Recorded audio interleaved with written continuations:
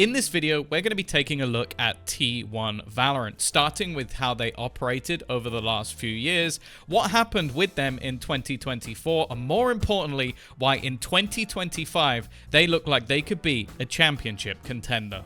T1 have been involved in Valorant since the very beginning. Initially investing in the Americas scene, they signed the first Valorant Pro in Brax and even picked up the old school iBuy Power roster with AZK, Skadoodle, and Daze to go with it.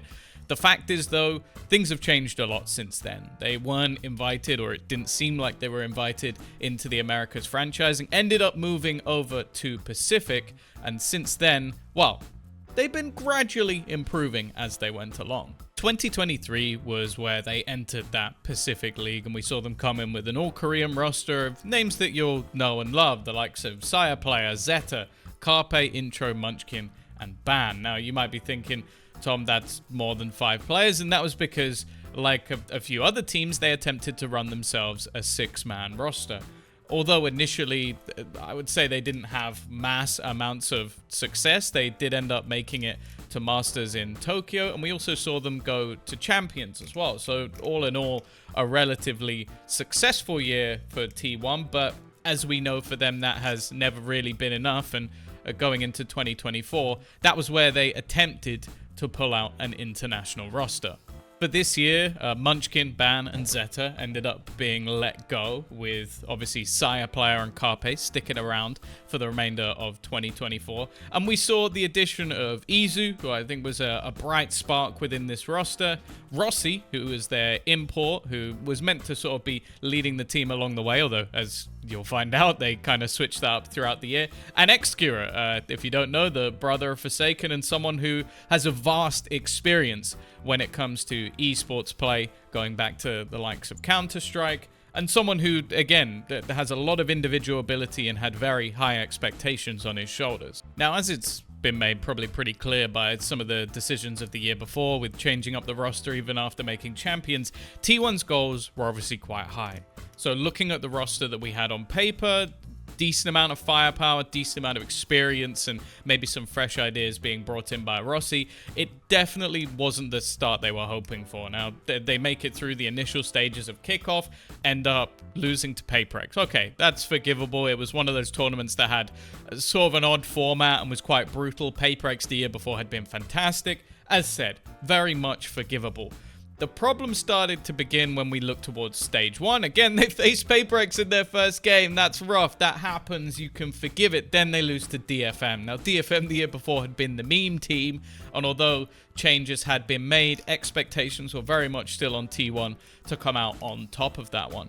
Now, it did end up with them having a little bit of a turnaround in stage 1, making it to Shanghai, but the same sort of thing happened where they didn't manage to get themselves a win, losing to G2 and Leviathan. Tough opponents, but as said, those expectations on T1 are very high. And then heading into stage 2, they didn't even make it to the playoff stage. So I think, obviously, this roster has been seen as a failure. They ended up as a middle of the pack. They had losses to Team Secret, obviously consistently, or fairly consistently losing to Gen G. They did manage to beat them once, and probably a little bit frustrating considering that they were the ones who had Munchkin the year before.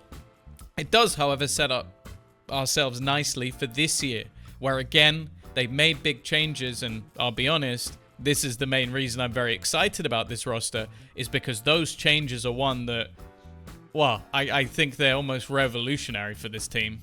So the first sort of signing, even though it technically happened during the season, I'm kind of not really giving that one down to Stacks, because they lost to Gen G, Team Secret in close matches, and that was kind of all they had because of the way the format worked. The scores were tied together. So Stacks already came in and replaced Carpe, who's now become the 6th.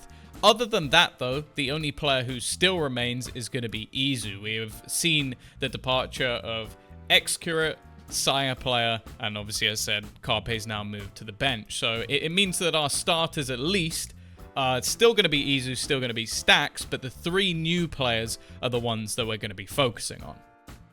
So the first player that T1 has brought in is Sylvan. Now, Sylvan is someone who is pretty much I want to say a standard controller player. Someone who's been around for quite a while, like kicking off his professional career back in 2020, which is, of course, when the game was released and has played in the likes of Gen G, but more interestingly was playing on top over in China. Now, I will say, I think this is someone where maybe you can't get your Marco, you can't get your Charon, so you're someone that is going to be pretty much standardized in that controller role, someone you want to play that role, and will do it to a decent degree.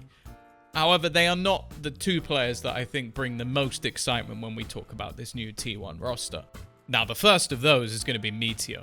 Meteor is someone that I think 99% of people will have thought was staying with Gen G with the performance that he and they had over the last year.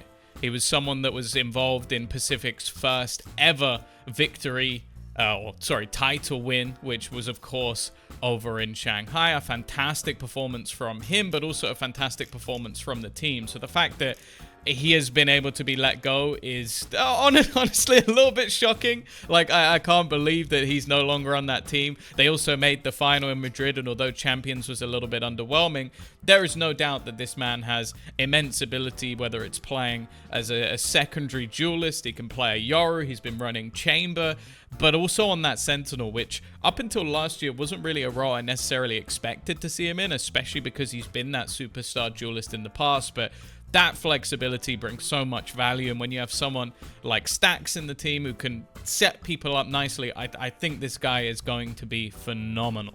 Now, the fifth and final player is, of course, Buzz. Now, I mentioned it with Meteor, someone that I never expected to see leaving Gen G, someone who I expected to be locked into a contract, but I guess they wanted to renew all of the contracts. They were ending, and some of the players clearly got the payment increase that they wanted or whatever demands they had, and some of them went looking elsewhere. Meteor is one that went looking elsewhere. Buzz, however, is synonymous when it comes to Vision Strikers, DRX, you name it. He is someone that has been with that organization for the last few years. He is someone who has been consistently one of the best duelists in Pacific, also who can flex onto Sentinel, or whatever you need of him. Like, he can play that initiator as well. So the fact that T1 have now got both Stax and Buzz, if they somehow get Marco, I think I'll lose my mind, but he is someone who's going to bring value. Even when DRX were testing out these new youngsters that I think some of them haven't fit, we've even seen a couple of them leave even after Buzz has gone, this man was still fragging. This man was still one of the best players in all of Pacific, and the fact that he now has what looks like a lights out team alongside him is a terrifying prospect. He is someone that is still incredibly young. In fact, a lot of the players within this T1 roster are still very young. Like, you're talking about the likes of Izu at 20 years of age. Stax is only 24. It feels like he's been around for ages. Buzz is 21. Just bear that in mind. Buzz is 21. He's been in this scene since pretty much the beginning of Valorant. Again, Sylvan's only 23, and Meteor is also 24. So this is still a young roster, still a roster that T1 could be running with. But they sort of said it when they were building it, that this was going to be that Korean super team. This was going to be that team that finally sort of gets them to where they want to be. And I'll be honest, I believe them. And, well, I guess we can have a little look as well at what has just happened over in the Red Bull home ground qualifier, is maybe excluding that first game. So as I said, we've seen very recently this T1 roster actually have their debut performance. This is why we've got the full roster already announced, and them playing up against, well, Zeta, Crest, RRQ, and then Zeta again. I think everybody panicked a little bit. They tried running a Vice comp, which ultimately seemed like it failed. I think that people kind of went a bit crazy. I think even some started calling for Autumn's head and calling him some pretty outrageous stuff, I'll be honest. But obviously, this is the sort of time where you want to test these sort of things. I remember talking to Kan Yang, owner of DRX, and he was like, these are the sort of tournaments where I want players to do stuff that might not necessarily work. But then it got into sort of crunch time. And this is where I think this roster truly was thriving. They obliterated RRQ, played them on Ascent. I'd say this has always been a map where Buzz has been really exciting, but the whole roster just looked insane. They won 13-3, and okay, Icebox was a little bit closer, but then you get the Meteor Chamber alongside the Jet and just see that sheer amount of firepower. Then they go into that grand final, best of 5, very early on for this team. And again, like, okay, they lost a map, but 2 of the 3 that they won were 13-3 and a 13-5. And you're seeing Izu frag out on Gecko. You saw Meteor again throw in that Vice. I might have to just do a general video on him playing that, because Meteor going 7-0 at opening duels while playing a Vice.